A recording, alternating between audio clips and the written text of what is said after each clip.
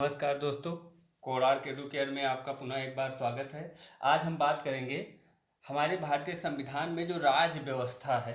राज व्यवस्था है क्या? राज व्यवस्था जो है उसको आप समझिए। राज व्यवस्था, राज मतलब राज्यों को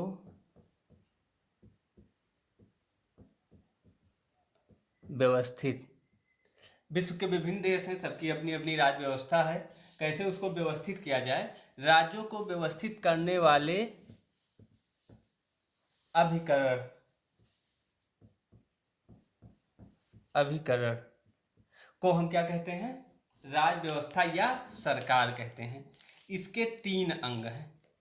इसके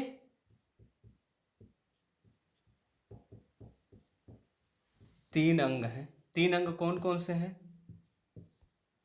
इसको जान जाइए। नंबर 1 व्यवस्थापिका, नंबर 2 कार्यपालिका और नंबर 3 न्यायपालिका। ये 3 अंग हैं। अगर आपसे पूछा जाएगा कि राज्यों को व्यवस्थित करने के लिए जो अभिकरण है वो कितने हैं, तो उसके 3 अंग हैं। नंबर 1 व्यवस्थापिका, नंबर 2 कार्यपालिका और नंबर 3 न्यायपालिका। अब हम इन तीनों की अलग अलग चर्चा करेंगे। नंबर 1, अब हम आते हैं नंबर 1 व्यवस्थापिका पर। अब हम व्यवस्थापिका किसके? भारत।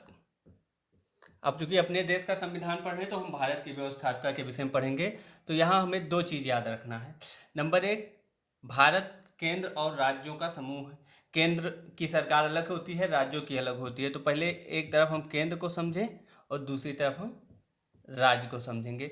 तो केंद्र में व्यवस्थापिका 3 चीज़ों से मिलकर बना है। नंबर 1 राष्ट्रपति, नंबर 2 लोकसभा और नंबर 3 राज्यसभा। लोकसभा को उच्च निम्न सदन और राज्यसभा को उच्च सदन कहते हैं। अब यहीं हम व्यवस्थापिका के बाद कार्यपालिका के विषय में भी थोड़ा सा समझ लें।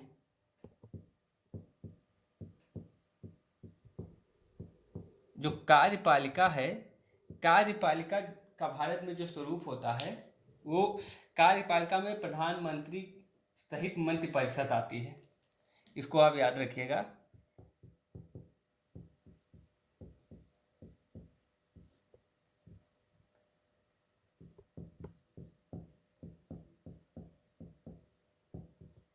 मंत्रिपरिषद आती है। अब आपको जानने के लिए कि ये बनती कैसे है, तो ये बनती है लोकसभा और राज्यसभा के सदस्यों के बीच से ही। कौन सदस्य रहेंगे?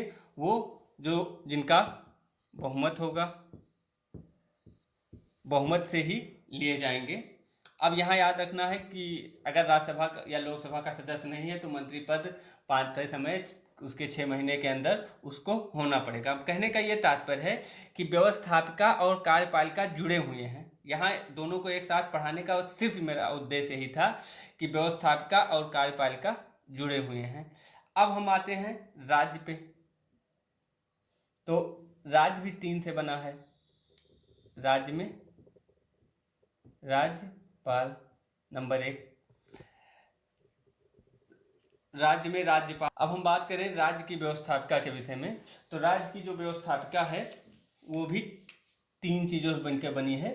अब कहीं किसी किसी राज्य में 2 है, किसी किसी राज्य में 3 है, इसको समझिए। नंबर 1 राज्यपाल, नंबर 2 विधान सभा, नंबर 3 विधान परिषद। अब यहीं हम कार्यपालिका को भी समझ लेंगे। यहाँ जो कार्यपालिका होती है वो सीएम, मुख्यमंत्री सहित मंत्रि परिषद। अब ये भी विधानसभा या विधान परिषद के ही सदस्य होंगे। अगर नहीं होंगे तो 6 माह के अंदर होना पड़ेगा सदस्य। अब बहुत रोचक तथ्य, इस समय आप इसको पढ़ें और इसी के समय आप महाराष्ट्र का प्रसंग लीजिए। उद्धव ठाकरे जी का कार्यकाल अब 6 महीने पूरा होने वाला है और लॉकडाउन की वजह से वो अभी किसी सदन के सदस्य भी नहीं हैं। तो उन्होंने विशेष आग्रह किया और चुनाव भी अब होने वाला है, तो वहाँ के विधान परिषद का होने वाला है। तो आप यही देखिए कि 6 महीने के अंदर वो चाहे सीएम हो या मंत्रिपरिषद का कोई सदस्य, उसको 6 महीने के अंदर इस दोनों सदन में से किसी एक का सदस्य होना पड़ेगा। अगर वहाँ एक सदन केवल मान लीजिए विधानसभा है तो विधानसभा का, अगर दोनों है तो दोनों में से किसी एक का। अब इसको हम अपने राज्य के ऊपर ले लें और अच्छे से समझ सकते हैं कि जहाँ विधान परिषद नहीं है वहाँ विधानसभा चाहिए। और हमारे उसमें ये आप जान जाइए कि ये अनिवार्य नहीं है, लेकिन ये अनिवार्य है। क्यों? क्योंकि जनता द्वारा सीधा चुने जाते हैं इसमें, और इसमें अप्रत्यक्ष निर्वाचन होता है। ये कुछ राज्यों में है, उसके आगे हम पूरी जब विधान परिषद की संरचना आपको बताएंगे तो उसमें हम पूरा बता देंगे कि कहाँ क्या है। कहने का ये तात्पर्य है कि पहला क्वेश्चन आता है, क्या कार्यपालिका व्यवस्थापिका से स्वतंत्र है? नहीं, कार्यपालिका व्यवस्थापिका से स्वतंत्र नहीं है। व्यवस्थापिका से ही कार्यपालिका का जन्म होता है। ये नहीं हो सकता है कि कुछ देशों में है व्यवस्था ऐसी, लेकिन भारत में ऐसी व्यवस्था नहीं है। अब हम आते हैं तीसरे पर, अब हम आते हैं न्यायपालिका पर। अब हम चर्चा करते हैं राज्य व्यवस्था का जो तीसरा अंग है उसके विषय में। तो तीसरा अंग जो है वो है न्यायपालिका की। और हम भारत के परिप्रेक्ष्य में बात कर रहे हैं तो न्यायपालिका हमारी कैसी है? एकीकृत न्यायपालिका। एकीकृत न्यायपालिका का मतलब हुआ पूरे देश में उसकी एक श्रृंखला होगी। ये नहीं होगा कि राज्यों का अलग न्याय होगा और केंद्र का अलग न्याय होगा, प्रांत का अलग नहीं होगा। प्रांत और केंद्र सबकी एक ही न्याय व्यवस्था होगी। इसको हम मोटे तौर पे अगर हम खाका एक खींचना चाहें तो इसको हम इस तरह समझ सकते हैं। सर्वोच्च पद स्तर पे हमारा सुप्रीम कोर्ट है,